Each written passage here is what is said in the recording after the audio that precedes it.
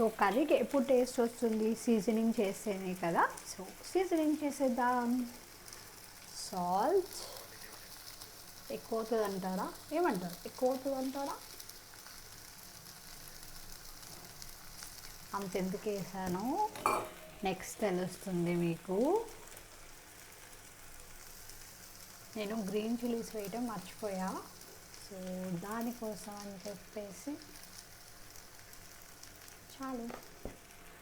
What next ఏం వస్తుంది guest చేయండి. ఇక్కడ బాల్స్ చేసేసి మీరెవరు చేసేలా లేరు.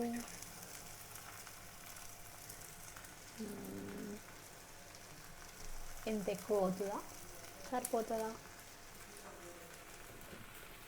ఓకే, ఇప్పుడు నెక్స్ట్ వచ్చేసి